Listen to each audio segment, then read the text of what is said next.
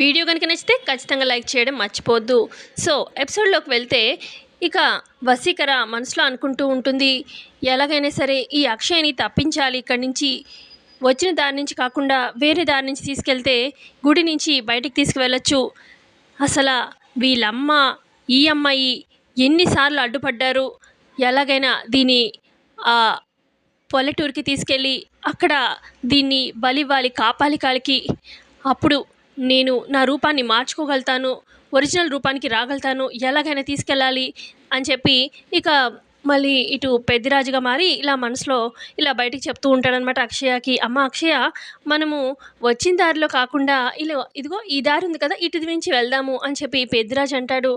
ఎందుకు మావయ్య, వచ్చిన దారిలోనే వెళ్ళొచ్చు కదా అని చెప్పి అక్షయ అంటూ ఉంటే అప్పుడు పెద్దిరాజు, వెళ్ళొచ్చమ్మా, ఇక్కడ జనాలు ఉన్నారు కదా అందుకే. అనగానే జనాలు ఉంటే ఏమైంది, ఎదురు రాని ఏమవుతుంది అని చెప్పి అక్షయ అంటూ ఉంటే అప్పుడు పెద్దిరాజు, అది కాదమ్మా, వచ్చే జనాలు ఏమనుకుంటారు, అబ్బా ఈ పాప వాళ్ళ అమ్మ నాన్నని కోసం ఎంత కష్టపడుతుంది అని చెప్పి దిష్టి పెడతారు కదా, అందుకే ఇదిగో ఇటువైపు నుంచి వెళ్దాము, తొందరగా కూడా వెళ్ళిపోవచ్చు అని చెప్పి పెద్దిరాజు అంటూ ఉంటే, ఏమ్మా అలా చూస్తున్నావు, ఈ మావయ్య మీద నమ్మకం లేదా నీకు అని చెప్పి పెద్దిరాజు అడుగుతూ ఉంటే, అదేం లేదు మావయ్య, నీ మీద నమ్మకం ఉంది, సరే నువ్వు చెప్పినట్టుగా ఇటువైపే వెళ్దాము అని చెప్పి అక్షయ అంటుంది. మొత్తానికి నా దారిలో పడ్డావు, ఇటువైపు నుంచి ఇటు తీసుకెళ్తాను, గుళ్ళో నుంచి బయటికి తీసుకెళ్ళి నేను నిన్ను బలిస్తాను అని చెప్పి అలా తీసుకెళ్తూ ఉంటుందన్నమాట వసీకర అక్షయాని.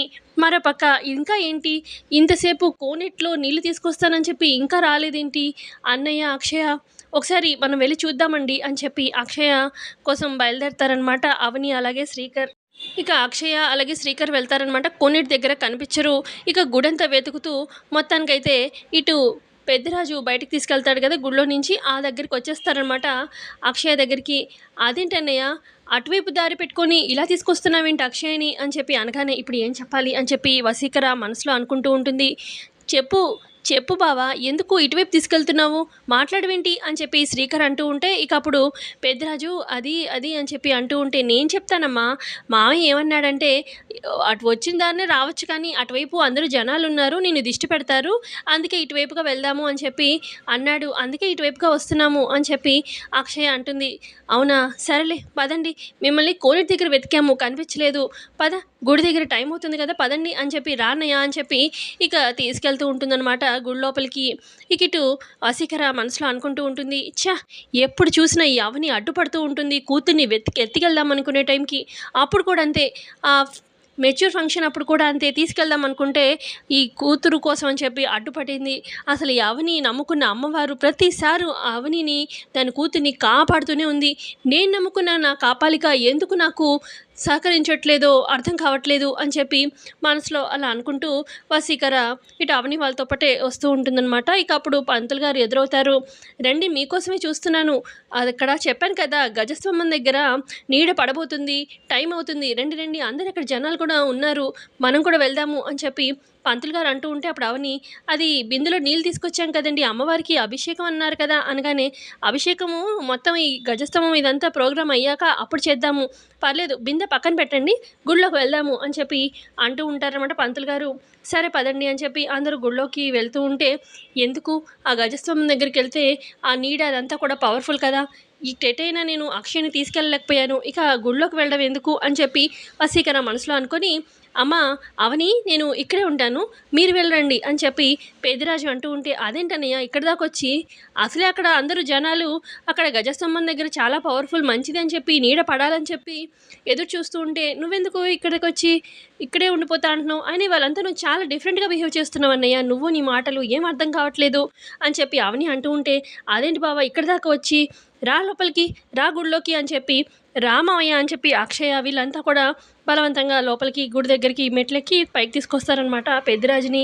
ఇక ఇటుపక్క అందరూ గజస్తంభం దగ్గర ఎదురు చూస్తూ ఉంటారనమాట, నీడ ఇంకా పడట్లేదు ఏంటి అని చెప్పి.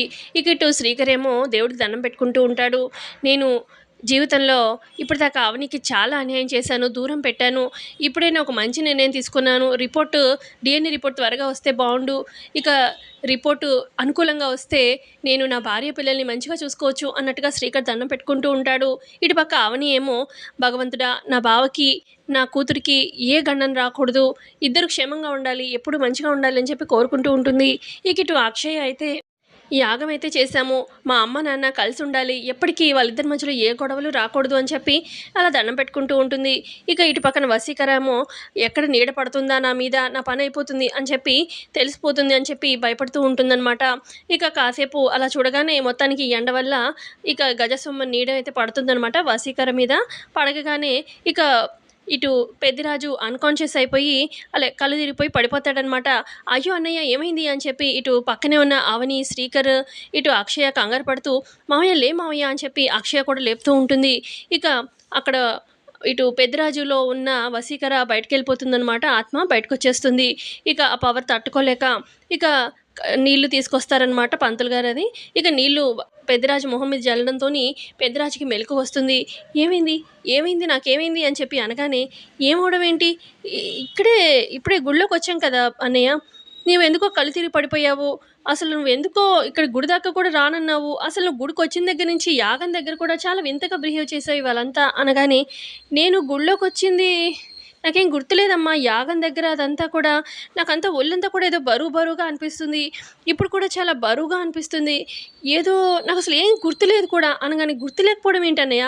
ఏమైంది? అనగానే, గుడిలోకొచ్చిన దాకా గుర్తుందమ్మా. ఆ తర్వాతంతా ఏమీ గుర్తులేదు అని చెప్పి అంటూ ఉంటే ఇక అవనికి డౌట్ వస్తూ ఉంటుంది. ఇక పంతులు గారిని అడుగుతుందనమాట. పంతులు గారు గుడిలో సీసీటీవీ ఫుటేజ్ చూడాలి. నాకెందుకో కొంచెం అనుమానంగా ఉంది అని చెప్పి అనగానే, ఉందమ్మా సీసీటీవీ కెమెరా అవన్నీ ఉన్నాయి. పదండి చూద్దాము అని చెప్పి పంతులు గారు తీసుకెళ్తారనమాట అవని వాళ్ళందరినీ. ఇక సీసీటీవీ ఫుటేజ్‌లో అవని, శ్రీకర్, అక్షయ, ఇటు పెద్దిరాజు అందరూ చూస్తారనమాట గుడిలోకి వసీకర రావడం. ఇక అప్పుడు పెద్దిరాజు ఈవిడ అప్పుడు మెచ్యూర్ ఫంక్షన్ అప్పుడు కూడా వచ్చింది కదా! ఈవిడేగా అని చెప్పి అనగానే, అవునవును ఆమె అని చెప్పి ఈవిడ అన్నీ చేతబడులు ఇవన్నీ చేసాము కదా! అని చెప్పి అవని కూడా చూస్తూ ఉంటుంది. ఈవిడే నీలో దూరినట్టుంది అన్నయ్య. అందుకే నీకు అలా అనిపించినట్టుంది. నీకేమీ గుర్తులేదు. అంటే ఈ అమ్మాయి నీలో దూరి అక్షయని తీసుకెళ్దాం అనుకున్నట్టుంది. మేము ఎలాగో టైంకొచ్చాము అనగానే, నాకు తెలియకుండా ఎంత పెద్ద పాపం చేయబోయాను అని చెప్పి బాధపడుతూ ఉంటాడు పెద్దిరాజు. ఆ తర్వాత ఇక ఇటు ఇంటికి వెళ్ళిన శ్రీకర్ ఎలాగైనా రిపోర్ట్స్ వచ్చాయో లేదో కనుక్కుందాము అని చెప్పి ఇక ఫోన్ చూస్తాడనమాట. ఆల్రెడీ డాక్టర్ ఫోన్ చేసి ఉంటారు కదా! మిస్డ్ కాల్స్ అయి ఉంటాయి. అరెరే! డాక్టర్ గారు ఫోన్ చేశారు. నేను యాగంలో ఉన్నప్పుడు చేసినట్టున్నారు. నేను చూసుకోలేదు. వెంటనే ఫోన్ చేస్తాను. రిపోర్ట్స్ వచ్చాయేమో అని చెప్పి డాక్టర్‌కి ఫోన్ చేయడంతోని అక్కడ డాక్టర్ కూడా లిఫ్ట్ చేస్తారు. రిపోర్ట్స్ వచ్చాయండి. రిపోర్ట్స్ వచ్చి కలెక్ట్ చేసుకోండి అనగానే, ఇప్పుడే వస్తున్నాను అని చెప్పి హాస్పిటల్‌కి వెళ్తాడనమాట. ఇక డాక్టర్ గారు రిపోర్ట్స్ ఇవ్వడంతోని ఇక డీఎన్ఏ రిపోర్ట్‌లో తేలిపోతుంది. అక్షయ ఇటు శ్రీకర్ కూతురే అని తెలిసిపోతుంది. పిల్లలు పుట్టే యోగం ఇటు శ్రీకర్‌కి ఉంది అని కూడా అర్థమైపోతుందనమాట. ఇన్ని రోజులు ఎంత పెద్ద తప్పు చేశాను. అవనిని బాధ పెట్టాను. నా కూతురైన అక్షయని దూరం పెట్టాను. ఎన్ని అవమానాలు పడింది నా కూతురు కానీ, అవని కానీ నా మాటల వల్ల, నా బిహేవియర్ వల్ల అని చెప్పి చాలా బాధపడుతూ ఉంటాడు. ఈ విషయం వెంటనే వెళ్ళి నేను మా అమ్మకి చెప్పాలి అని చెప్పి బయలుదేరుతూ ఉంటాడనమాట వేదవతికి చెప్పడానికి. మరి ఇలాంటి లేటెస్ట్ అప్డేట్స్ కావాలనుకుంటే ఖచ్చితంగా మన ఛానల్‌ని సబ్స్క్రైబ్ చేసుకొని వీడియోని లైక్ చేయండి. So thanks for watching.